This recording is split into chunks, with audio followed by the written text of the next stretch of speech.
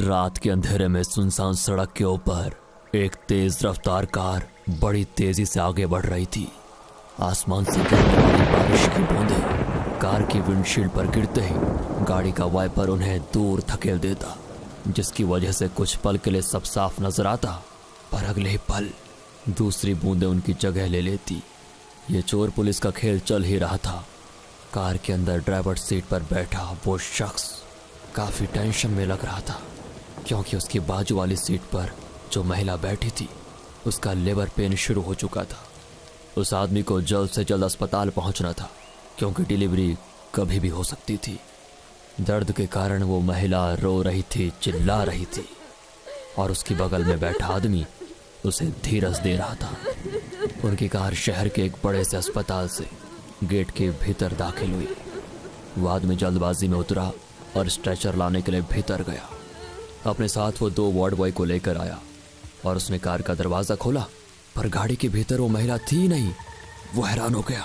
लगता है आपके अस्पताल के कर्मचारी उन्हें दाखिल करने अंदर लगे होंगे। दोनों वार्ड बॉय और वो आदमी सब तेजी से अस्पताल में घूमकर उसे तलाशने लगे। हर कमरे की तलाशी ली गई, सीढ़ियां चढ़कर हर माले पर देखा, लेकिन वो औरत कहीं भी दिखाई नहीं दी। काफ़ी तलाश करने के बाद वार्ड बॉय ने उस आदमी से पूछा, सर, क्या वो आपकी पत्नी थी? उसने भी परेशान नजरों से इधर उधर देखते हुए कहा, जी नहीं, वो सड़क किनारे एक पत्थर पर बैठी थी और गाड़ी को रोकने की कोशिश कर रही थी। मुझे उसकी हालत का अंदाज आ गया, इसीलिए मैंने उसे अपनी गाड़ी में लिया और अस्पताल लेकर आ गया। मतलब आपका भी सामना उस आत्मा से हो गया है। आत्मा से? तुम कहना क्या चाहते हो? उस प्रेग्नेंट लेडी की कहानी यहाँ का बच्चा बच्चा जानता है। अगर आप इन बातों पर यकीन नहीं करते हैं तो मैं आपको डराऊंगा नहीं। आपसे पहले भी कई लोग ऐसे आ चुके हैं यहाँ पर, जो उस महिला को यहाँ लेकर आए हैं। वैसे आपको जाना कहाँ था? नहीं, मुझे कहीं और जाना था। वो मुझे रास्ते में मिल गई, मैं उसको अस्पताल लेकर आके। आप एक काम करिए, छोड़िए, मैं चलता हूँ। इतना कहकर वो अपनी गाड़ी में बैठा और दोबारा अपनी मंजिल की तरफ जाने लगा। सड़क से गुजरते हुए वो एक चौराहे के पास पहुंचा। ये वही चौराहा था जहां से मुड़कर उसे दूसरी ओर जाना था, पर उस महिला की वजह से उसे शहर जाना पड़ा। गाड़ी की लाइट ऑन करके वो कुछ पल के लिए वहीं रुका रहा। कौन हो सकती है वो औरत? जाने दो, इतना भी क्या सोचना। अपने आप से बुदबुदाते हुए गाड़ी पीछे लेने के लिए स्टीयरिंग घुमाकर पीछे देखा तो एक खून से लथपथ महिला उसकी गाड़ी की पिछली सीट पर बैठी उसे घोरे जा रही थी। वो डरावना दृश्य देखकर उसके रोंगटे खड़े हो गए। गाड़ी रोककर वो झट से नीचे उतरा और दूर हट गया। उस घटना से उसके दिल की धड़कन तेज हो गई थी। उसे कार का दरवाजा खोलने की हिम्मत नहीं हो रही थी। खुद को संभालते हुए वो आगे बढ़ा और कार का पिछला दरवाजा खोलने लगा।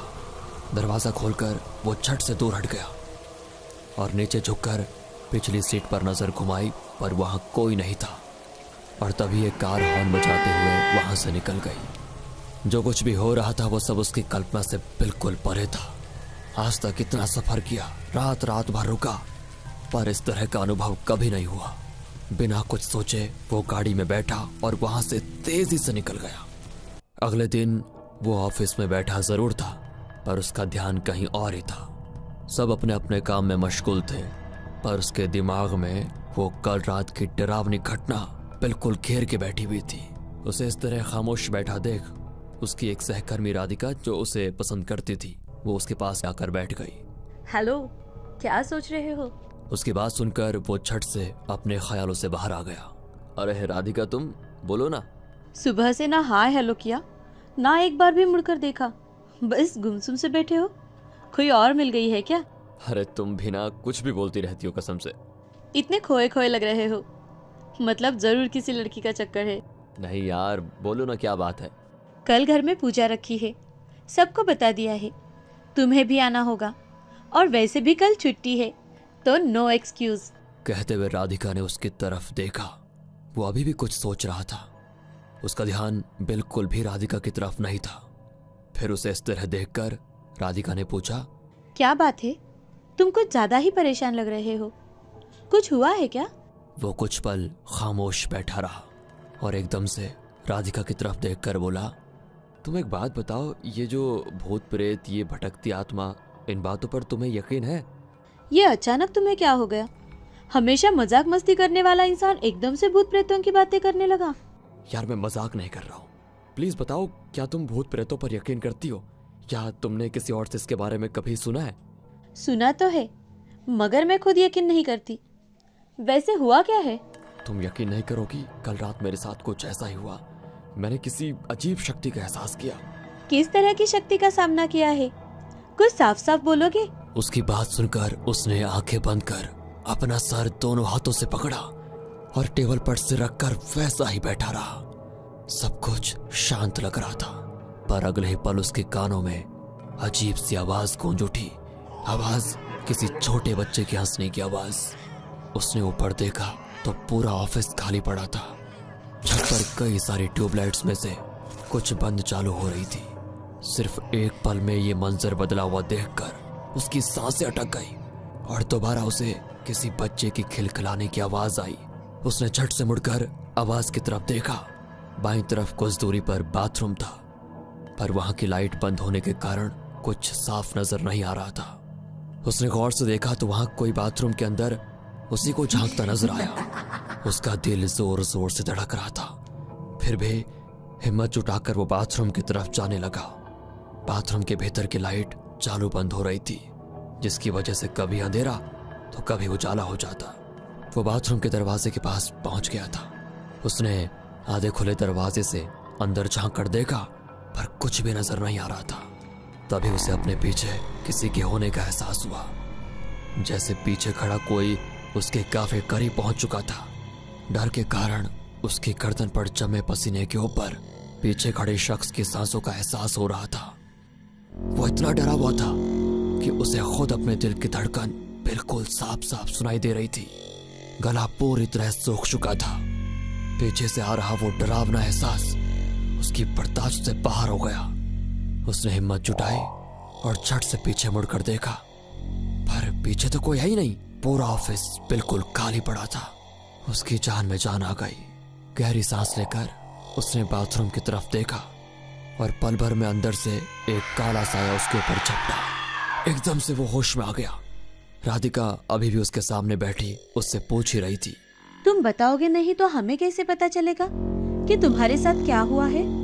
उसने टेबल पर पानी की बोतल उठाई और 2 घूंट पीकर गहरी सांस ली। राधिका की तरफ देखकर बताने लगा फिर, अरे कल रात हमारे ऑफिस की पार्टी थी ना, तुम लोग तो चले गए थे और मैं थोड़ी देर रुका रहा। करीब 11:30 बजे मैं घर के लिए निकला। मैं शहर से थोड़ी दूर पहुंचा कि तभी सड़क के दूसरी तरफ एक औरत पत्थर पर बैठी थी। वो लगातार गाड़ियों को रोककर मदद मांग रही थी। मुझे भी उसको देखकर दया आ गई। मैं आगे जाकर यू टर्न लिया और उस औरत के पास जाकर पहुंचा तो पता चला कि 9 महीने की प्रेग्नेंट है। उसका लेबर पेन भी शुरू हो चुका है। मैंने भी बिना कुछ सोचे समझे उस औरत को अपनी गाड़ी में बैठाया और दोबारा शहर लौटा, अस्पताल ले आया। यार, और जब हम अस्पताल पहुंचे तो पता चला कि वो औरत गाड़ी में है ही नहीं। उसकी बात सुनकर राधिका ने मजाक में कहा,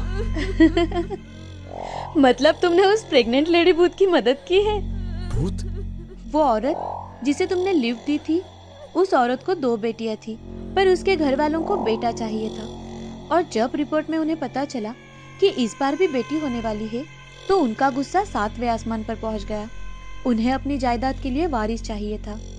उसे अपने रास्ते से हटाने की हर मुमकिन कोशिश वे करने लगे, पर लोगों का शक न जाए इसीलिए सोच समझकर काम कर रहे थे। फिर वो रात आ गई।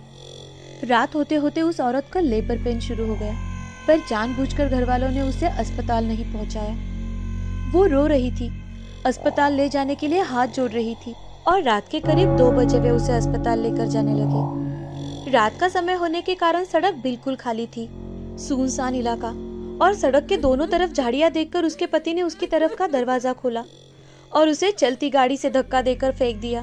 कैसे वैश्य लोग हैं? फिर क्या हुआ? अगले दिन किसी राहगीर को वो औरत सड़क के किनारे गड्ढे में पड़ी नजर आई। पास में उसकी बेटी भी थी। दोनों मर चुकी थी। और उसकी बाकी की 2 बेटियां, उनका? उन्हें कौन पालने वाला?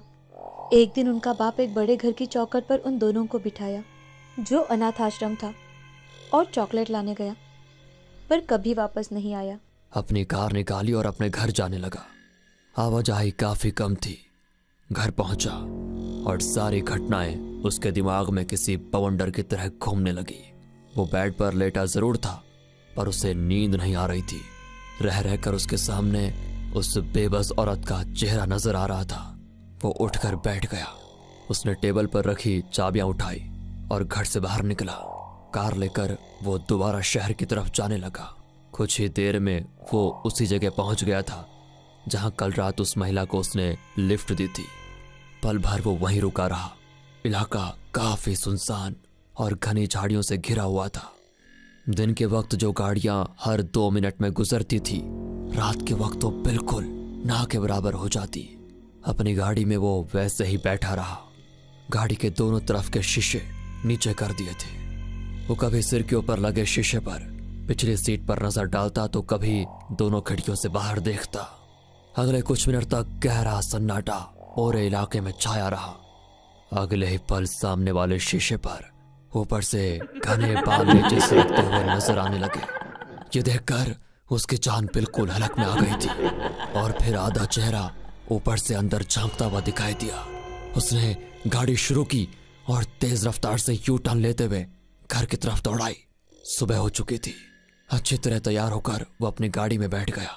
राधिका के घर जाना था। वो भी राधिका को मन ही मन पसंद करता था। आज उसके घर में पूजा भी थी, तो आज अच्छा मौका था उसे अपने दिल की बात बताने का। पर रह रहकर वो डरावनी बात उसके दिमाग को बार बार परेशान कर रही थी। राधिका के घर पहुंचा तो लोग बैठकर खाना खा रहे थे। टेबल पर रखी एक तस्वीर को लोगों ने काफी फूल चढ़ाए हुए थे। शायद राधिका के घर में किसी की बरसी थी। उसे देखकर राधिका दौड़ते हुए आगे आई और बोली, तुम्हारा आना आज मेरे लिए सबसे ज्यादा इम्पोर्टेंट है, क्योंकि आज मेरी माँ की 14वीं बरसी है। उसका हाथ पकड़कर वो अपनी माँ की तस्वीर के सामने ले गई। राधिका अपनी माँ की तस्वीर के सामने हाथ जोड़े आंखें बंद करके खड़ी थी। उस तस्वीर को देखकर उसे समझ आ गया कि जिस प्रेग्नेंट औरत की आत्मा को उसने लिफ्ट दी थी वो राधिका की ही माँ थी। वो हैरान हो चुका था, पर अगले ही पल उसने खुद को कैसे भी करके संभाल लिया। अपने पॉकेट में हाथ डालकर वो छोटी सी अंगूठी निकाली और तस्वीर के सामने ही राधिका की उंगली में पहनाते हुए कहा, सासू माँ, मैं आपकी बेटी से बहुत प्यार करता हूँ और शादी करना चाहता हूँ। बस आपका आशीर्वाद चाहिए। राधिका ने आंख खोलकर उसकी तरफ देखा, पर अब वो आंखें बंद करके राधिका की माँ की तस्वीर के सामने हाथ जोड़कर खड़ा था और राधिका की आंखों से खुशी के आंसू बहने लगे।